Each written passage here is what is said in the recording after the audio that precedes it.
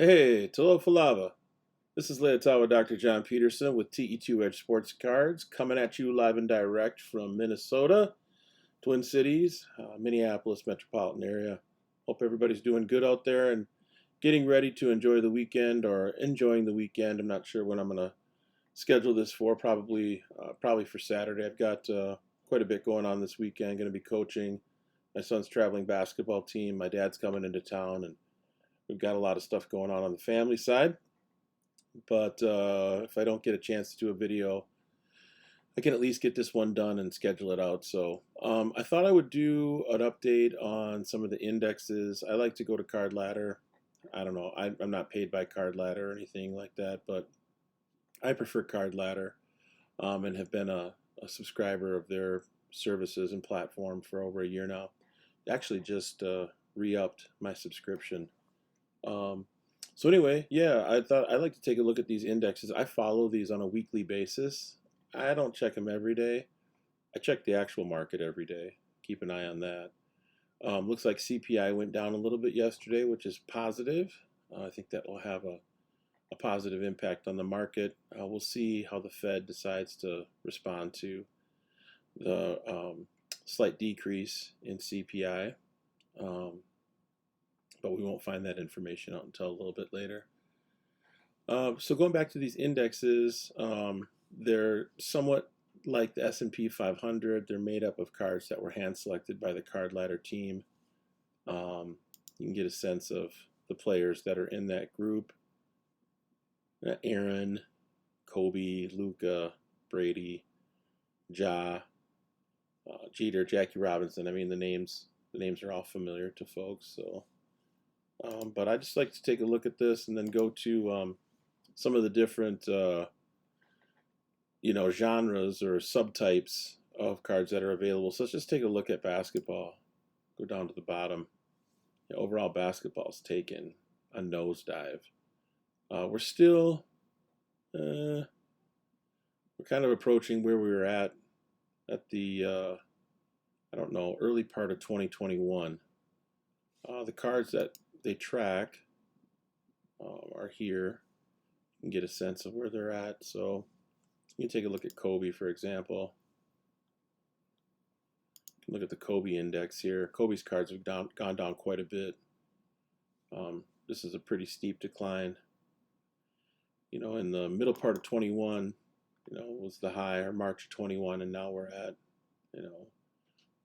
beginning parts of 2023, and it's dropped, from a peak of 51,896 down to about 16,000. So Kobe's way down, but he also had been way up, right at the end of 2020. So gives you a sense of that. And that was all time. Let's take a look at football. Football's down. Oh my goodness. Wow. So football back at the beginning part of last year, February, March, was up near 95,000 and has since dropped down to 52, 53,000. That's a pretty precipitous drop.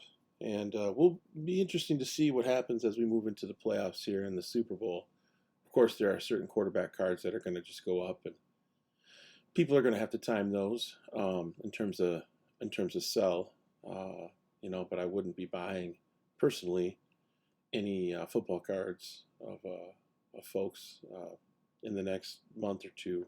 Probably not the best time. Probably a better time to sell, in my opinion. What are some of the cards we're looking at? We've got Brady, the playoff contenders, Herbert, Mahomes. I could see Mahomes doing pretty well in the playoffs this year, but I guess we'll have to wait and see. Let's take a look at. I don't really do a whole lot with UFC or culture cards or stuff like that. Let's go to baseball. I stick mostly to the main 3, 4 sports. Baseball's down a little bit, and I like to look at it all time. I like to see what the trend is. You can do 1 year, but for me, I like to see what the trend looks like over a longer period of time. Baseball's down a little bit, but not a ton. It's held pretty steady for the most part. What are some of the cards that are in this? Of course, the Mantle, the Ruth, 51 Mantle, Bowman, the 53 Tops. This is a card that I follow pretty closely because I own a copy of this in a CSG 6 slab. Yeah, it's like we don't have any recent sales for this. Let's go the last 3 months now, no sales. Let's go down to the 57, see what we got for this. So in the last, let's just say the last year with the 57, looks like it's held pretty steady. That's a PSA 8. I have a 7 in this card, so let's take a look at that. Yeah, back at the beginning of 2022, a year ago, it was selling, or there was a sale for $4,300. Looks like it peaked out at $67.20 back in October. I picked mine up back in July. It wasn't this sale though, it was before that. I think I bought mine on the 4th of July. It gives you a sense of where a particular card is at. 2 years, and then you can go to all time. Excuse me, sorry about that. So you can see back in the day you could get that card for $1,000. And it kind of bounced around here for a long time, and then right around at the beginning of the pandemic, it shot up. So, and it's been up here for a while. So yeah, I think this is a great tool, and of course you can go down and look at different grades. But if you're going to sell a higher end vintage card, I highly suggest you use an index like this just to keep track of the sales. I mean, it's not perfect. It doesn't capture every single sale that's going to happen with a particular card. But let's go back to baseball here. I'm trying to think of another card that I've got that I like to keep an eye on. Looking down this list here.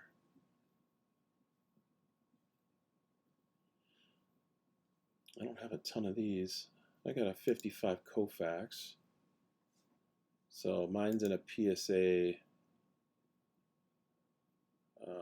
Actually, it's a CSG, but let's just do PSA for the sake of comparison. View all sales.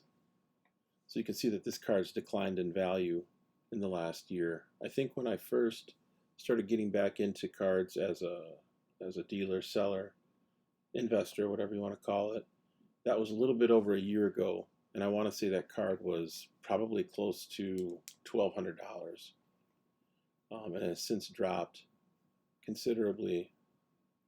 Now it's an $850 card in a PSA 3 55 Koufax rookie card, so it's dropped 30%, I would guess. So I want to say I listed it initially for $1,200, and now I've got it for sale for $800.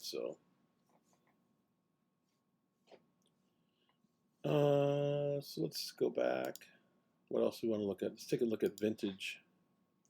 The vintage is down a little bit in the last couple months.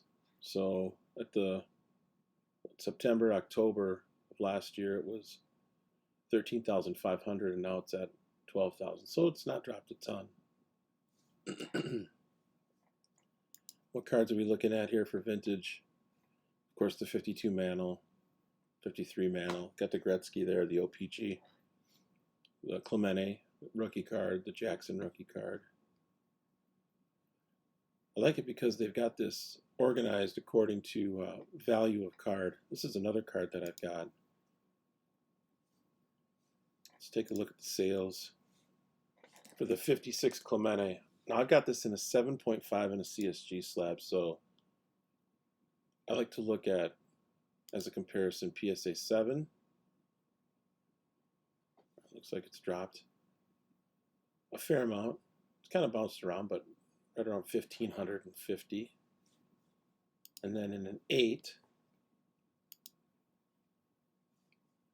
you're looking at closer to 5,800. So you got to kind of ballpark between 1,550 and 5,800. I think I've got mine listed at about 3,750 for my 56 Clemente, excuse me, in a CSG slab. So it's a good idea just generally to keep an eye on these cards. If you've got high-end vintage, if you got any vintage, you got any card of any type, actually, it's a good idea to keep track of what is happening with your card in the market. And I like to use card ladders indexes to do that. So, all right, hopefully this was informative. Try not to keep it too long. Hope everybody has a blessed day. Peace out. One love.